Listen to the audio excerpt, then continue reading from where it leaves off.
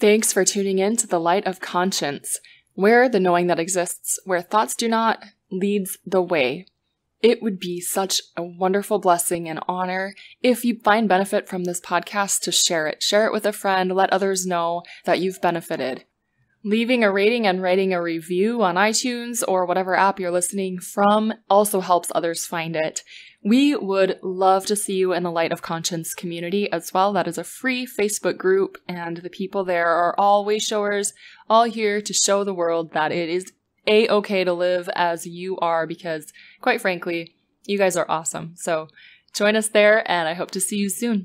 Love itself is molding us into what we be. Why wait for tomorrow when right now we can be free? So break down your defenses and throw away your shield and give yourself this moment to believe in what you feel. Hey everyone, before we get going today, I have a super exciting announcement to make. It is a 5 essential ingredient mastery integration for way showers to what? Completely bust through your cages and live your way. Because as I mentioned in that intro, your way of living is pretty awesome because it's all about saving the world and stuff. So if you are into that idea, please sign up. Just visit the Light of Conscience community. It's going to be in there every day. And I'll have a little sign up in the show notes here too. But yeah, 5 days, short videos, and then little tiny activities. Share it and you can win prizes. So definitely join us there, Light of Conscience community. It starts on February 4th. That's Monday through Friday. So 5 essential ingredients for way showers to bust through your cages and live your way. Thanks a lot. Here we go. Today I am talking to Grettal Freisberg. I'm really thrilled to introduce you to her. She is the creator of Body Map Therapeutics and an energy work alignment process called Spine to the Divine, among many other things. Grettal, welcome to the podcast. Thank you so much for giving me an opportunity to get up on my soapbox and talk about what I do. I'm so excited too. Before I jump in though, I just would love to share how we met. I received a message on Instagram from Grettal's daughter, Amy, and she said that she loved it and she was talking about herself and you and Grettal. And I said, well, cool. Maybe you'd want to be on the podcast.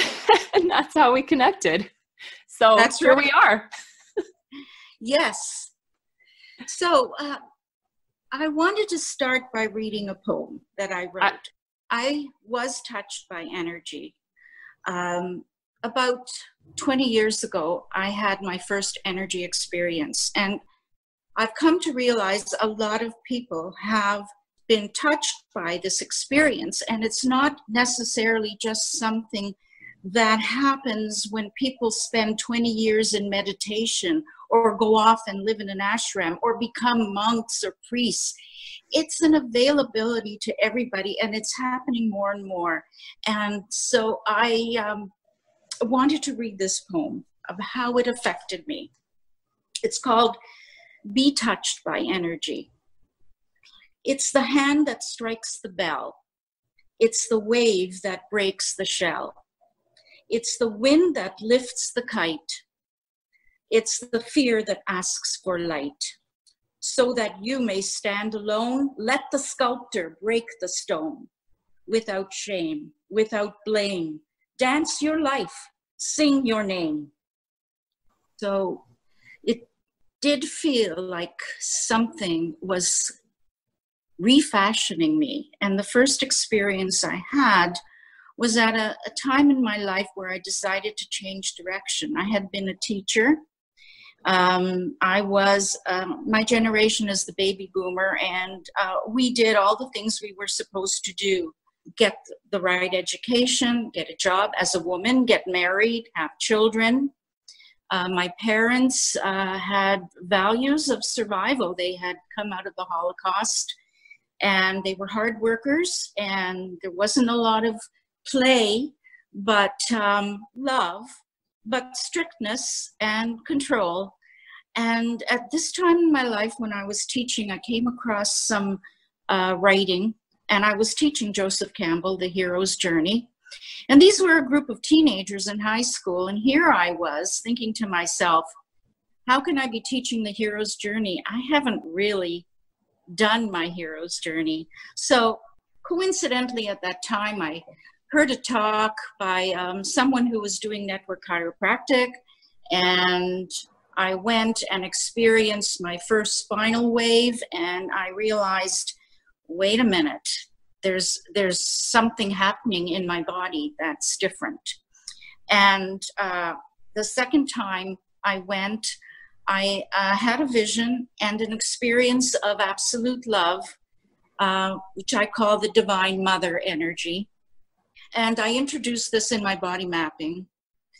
And it changed me. It changed the way I felt about myself, the way I looked at others, the way I woke up in the morning. And I wanted to share this energy with others. So I decided to take some courses and change my direction. So from teaching, I went into becoming a facilitator, body-mind facilitator, doing somato-respiratory integration. I studied this with Donald Epstein. I studied craniosacral work. I started to become an alternative holistic practitioner, and I loved it. And I finally realized the importance of doing what you love. And I really believe that this opening to my inner self to wake up that joy and motivation directed me to where I am today. And when I work with people, it's there. It guides me. It directs me. There's no doubt.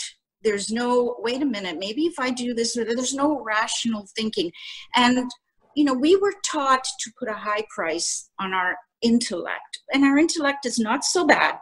However, we've ignored this other part of our brain that has been used in so many ways.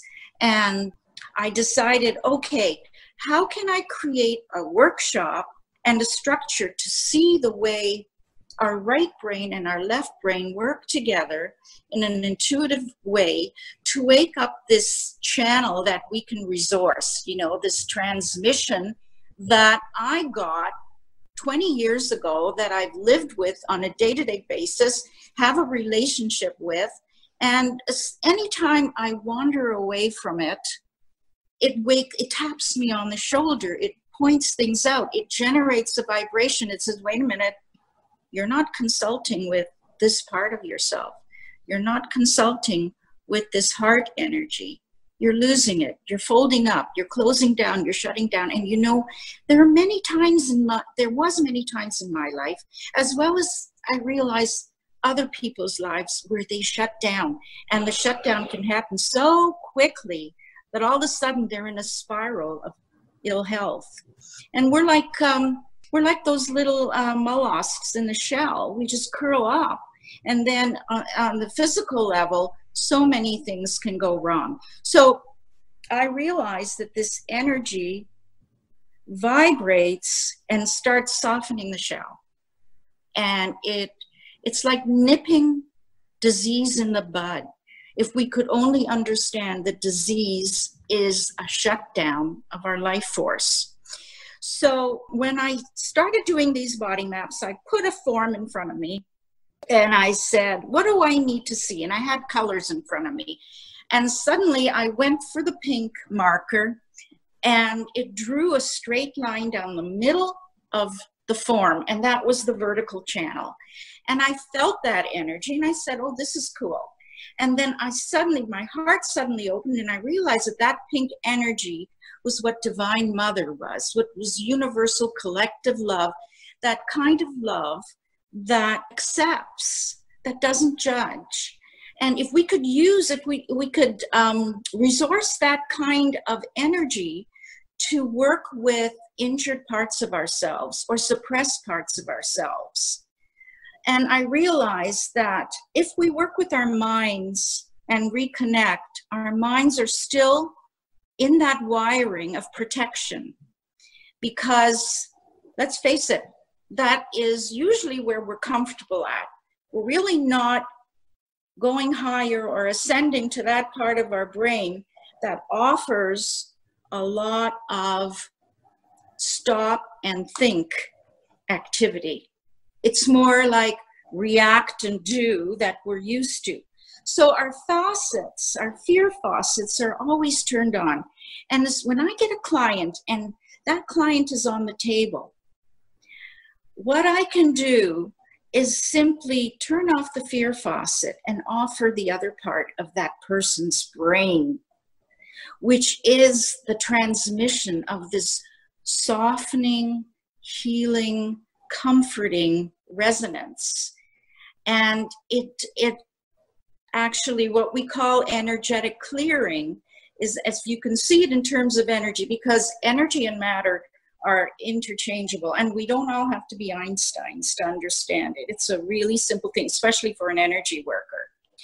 And so I began to realize that disease is just another form of energy that has gone forward with what it needs to do. And if you could take that energy and say, look, let's go in another direction. So this is what the body map does. It puts you on track. So this path, the first step I learned, and I often learn by guidance or guides or whatever you want to call it, it's just something that nudges me, and it's a dance. Something leads, I follow. You learn to follow. That's intuition, basically. And so I realized I was learning to balance negative and positive forces and eventually neutralize this energy we have that is used in the wrong way. And as we neutralize, we're out of drive, the body suddenly lets go. It softens. The rigid nature of the body softens. And there's less thinking. And at that point, there is a wave of energy, usually pink, and that is what activates the heart center. It actually brings in an element that shifts the fight-flight in a person. It's like alchemy. It has this, it's actually like a chemical power that changes this drive we have to go, shh, it's okay. And it quiets down and creates a stillness. Now, many people have experienced the stillness, and I used that pink energy in my workshops. And once there's a stillness, what comes in is a design, because I use a lot of specific shapes on my body maps. And the funny thing is, when I have a group of people that get together and they say, okay, what do we do? You tell us. And I say, no, we're going to sit here, quiet our minds, pick up whatever color you want, and you go ahead and let your hand lead you. Well, all of them seem to do the same thing. That design, the Y receptor at the heart, I call it. And it's an openness. And suddenly, instead of being closed off to that new wiring, that new information, the creation, the creative energy, it's that we start to receive it, and the heart expands, the breath gets lighter, and you've shifted. Now, as you shift, you begin to realize you're in a field. Okay, we call this a field. And so when we've opened up our minds to this, what we call the new wiring or the enhanced consciousness, we've got all kinds of computer programs already there. They just get activated. And I find people do an organizational field, which I call it an organizational field of left, right, and center. And in yoga, it's the Ida Pingala Sushumna in so many different healing modalities. There are names for these three main channels. And as there's a balance, they intertwine into a helix. This helix carries us up, carries us into the reception of pranic energy, of light. And as we do so, we bring in that ability to resource something other than our own old wiring. And we learn to integrate it. So we become detached. And this is it. We're being taken away from our habitual actions into this observer that's, okay, I see my fear here. And I sometimes introduce Bach floral remedies because we like to analyze a little. We need that. We're thinking people too. Okay, so what's my fear pattern? Is it that I don't always feel good enough? Or is it that I'm so afraid of speaking up, or if I'm too critical? And or is it that I have a lot of subconscious fears that I'm not aware of and that I've really deeply suppressed? So we connect vibrationally to our patterns, and we begin to practice body mapping as a way of detaching and being still and learning awareness. Now, once we're aware of that, what we need to do is simply bring in the heart energy and have compassion, because this is all part of our human nature. And we are trying so hard to be perfect and correct and successful and do the right thing that we're not giving ourselves enough of this love and compassion. In fact, we're attacking our own bodies at the autoimmune level. That we've learned to suppress and attack and become paranoid about everything instead of embrace and open our hearts.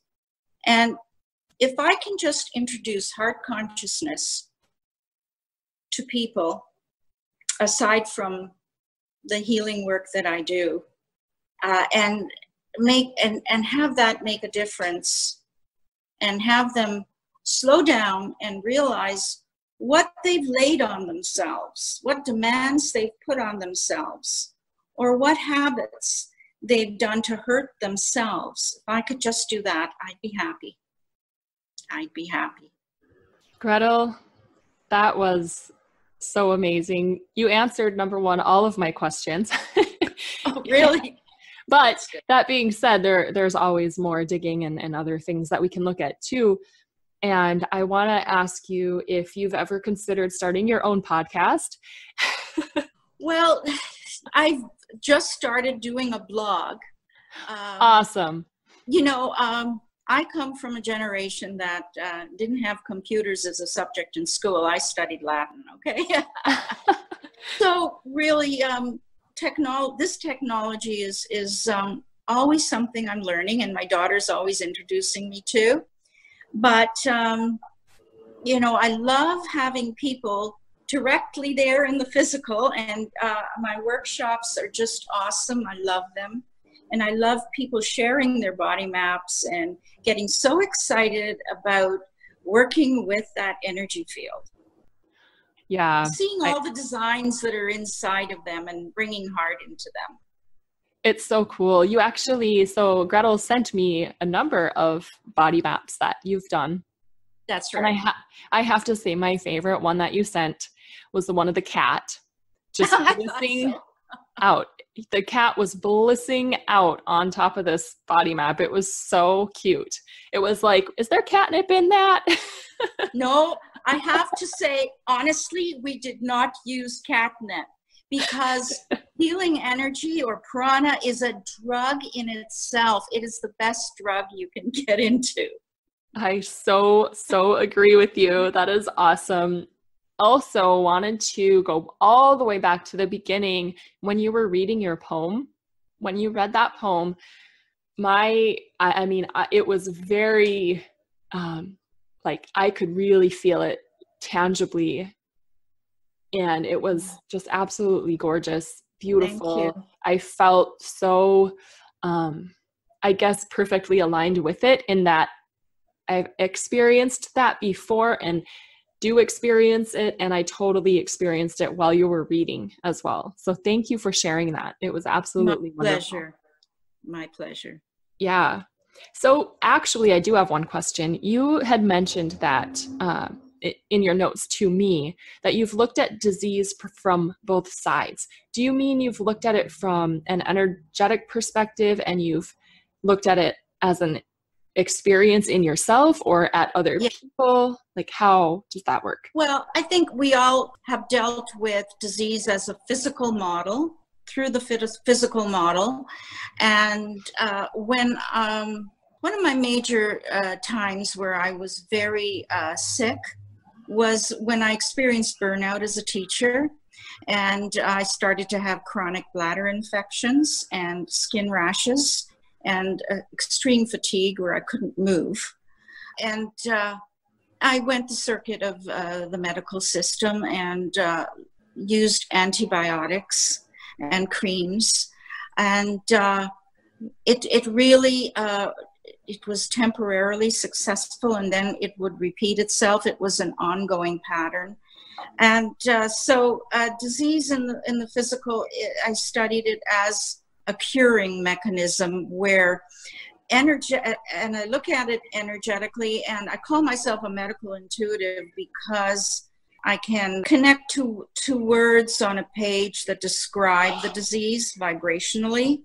And so that brought me to, okay, if there's an energy that is the disease, then let me explore it. And what I said before is this is an energy that is trying to fight something within. It's trying to keep something at bay.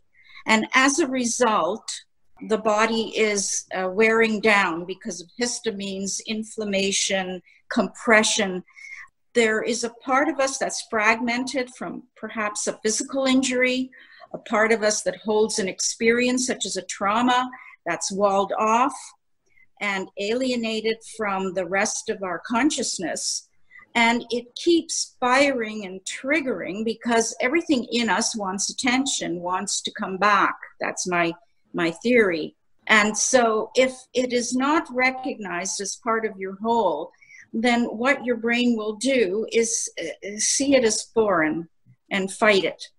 So what my theory of health is, reconnecting to your conflict and accepting and bringing love to it instead of fighting it. As soon as that wall comes down and you have been able to be present with that part of yourself in a loving, detached way, then that part of yourself is accepted and can come back and be healed, or the suppressed energy, for instance, sadness can be released, anger can be released. Nothing needs to be contained because there is no judgment on that container. The story no longer has to be a major focus for you and run your life.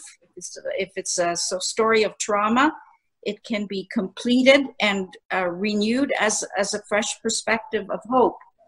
So the difference, I talk about the PhD of healing, and what I've learned is if you can be present and harmonize and direct that energy, that's healing.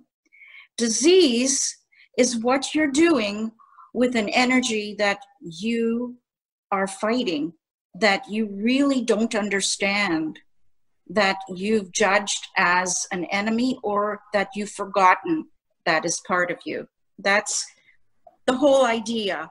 I've looked at disease from both sides now, and I find it's much more successful for me to work with disease this way. And my clients have had a lot of success this way as well. Wonderful. Do you have any suggestions for the listeners as far as starting to get in touch with that divine, you called it the divine mother love? What would you tell somebody listening that might not be able to come to you, but wants to experience that? Well, I think it's something that happens on a personal level when you sit down and you ask for it. Connect your hands to your heart center. I find that doing this touch and breath that I call SRI is very, very helpful. And you breathe into your heart center.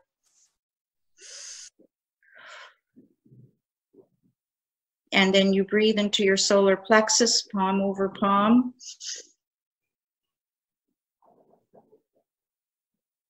And then you breathe into the navel area, the lower belly, and you push your belly out and in. So what you're doing is you're creating this wave through breath and touch through the midline in the front. And then you place one hand on the upper chest and one hand on the lower chest, and you imagine this channel between your upper hand and your lower hand. And you imagine bringing up the energy from the lower to the upper to receive this spinal wave. And you've got your spinal wave. You can wiggle around, move it, imagine it. Imagine your spine soft and flowing. And then move up to the top of your head and imagine a spot. You could call it a yellow spot, softening and opening to receive light. And just let it pour in. And pour down the back of your neck and the back of your spine. Breathe in and out and let out that tension. So as far as experiencing Divine Mother, I think a lot of people may have done that through yoga, through chant. I use the body maps and I use the exercises that I just showed you called somatorespiratory integration. It's a wonderful system I learned from Donald Epstein.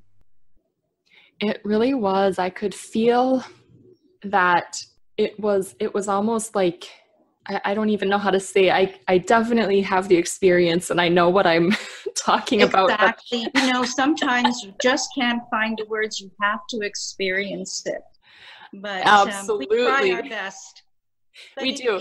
It is your beautiful channel. Keep on building it and call me, write to me. And if I can find a way to get this out on podcast, I will. I really want to touch on what my experience was a little bit, just so that. Please do. Like, say the spine is because of all of our fears and thoughts and analyzations and all the structures that we've created. It's almost like it seemed to be a little bit like there was I'm looking for the word. There was like a casing around it, say, and it was stiff. And then as I was breathing at my heart and then at solar and then down below, and then when you said you can feel that spiral, that movement, and I started to kind of move, I could just feel that structure just breaking and dissolving. So I couldn't have said it better. Oh, thank you. Thank you. So yeah, it was really wonderful. If somebody is listening and they're like, wow, which they all are, by the way, how can I get in touch with Grettal? You said they can write to you or look you up. My email address, Grettal@bellnet.ca. BELL or BEL? BELLNET.ca. Yeah, so Grettal's from Canada, everybody. Yes. Yay! I used to live 2 hours south of Canada, so we're neighbors. I mean, not really, but our country. I'd love to be where you are right now. It's winter here. It is pretty nice here. It is pretty nice. Although I did crawl back in bed this morning because I was a little bit cold, and I looked up and the weather says that it is 69 degrees out. At least it was 60. At least that's how. You've got no worries, really. No, you're right. Stage here, okay? No, I know. We really don't. It's pretty nice. So yeah, Grettal@bellnet.ca, and I have a website called Spine to the Divine. I'll put that in the show notes for people as well. Yes, thank you. Thank you so much. Yeah. And I really feel honored that you actually wanted to experience something like yes. Thank you. Oh, absolutely. It was wonderful. And I hope that everyone, if they were driving or wherever they are, maybe can't do it, they can go back. Take a moment. Breathe into your centers. It's inner listening. And it's the pulsing and coding of your body telling you, we can let go. We can, how a cat just stretches and sheds its tension. That's what we can do. It's really a responsibility we have to ourselves. We shouldn't have to wait till we're suddenly in a crisis. That's not the way to go. And what I've experienced through talking with you and through that exercise too is just, it's connecting in with your conscience. That place, that knowing that we all embody, but it's only known when thoughts aren't present. So we can't think into our conscience. We just have to stop thinking, and then our conscience will be revealed to us. You've got the key. That's it. Aw, thank you so much. I have absolutely loved listening to you. So thank you so much for joining me today. My pleasure. Do you have any final words that you want to share? I know you've shared quite a lot, but I could probably listen to you for another hour, although we don't have that much time today. Well, okay, just to sum up, there's 3 natural principles of wellness in us. Any part of you that is walled off, tightened, abandoned, repressed, it seeks to come back to the whole, to be recognized, accepted, and expressed. So touch, breathe, connect, be with it. Number 2, your nervous system can resource your spinal channel to become more conscious, as you say. And consciousness brings us an expanded mind. We see beyond where we are into gratitude, soulfulness, heartfulness, and community. And the last thing is we do carry internal blueprints, our knowingness, that guide us back to reconnection, healing, and more wholeness, and guide us back to our spiritual entitlement to live with spirit, to enrich our lives, and to fill that dry well daily with that aspect of ourselves we're entitled to. It's going to make a big difference to ourselves and our health. And to the world, I might argue. Oh, yes. We heal the world. Yes, globally. Yeah. Thank you so much, Grettal. I've really enjoyed this. And Om Namah. Wow, thank you so much again for joining us for this podcast. Grettal said my favorite words, the nervous system. And just so you know, I still do Kundalini yoga classes online, and I have not experienced anything that is as effective at working on the nervous system and repairing it and preparing it for the amazing things that are coming to you in your life as Kundalini yoga. So do what you can to join us. It's in Club LC, bit.ly/club, capital L, capital C. You can also message me to do those classes a la carte, one at a time. Thank you so much. And until next time, we'll see you in the light of conscience. And don't give up on your life. Your dreams give hope and offer light. Let's make love to the beauty of the lives we've yet to live, and bathe in the creation of the gift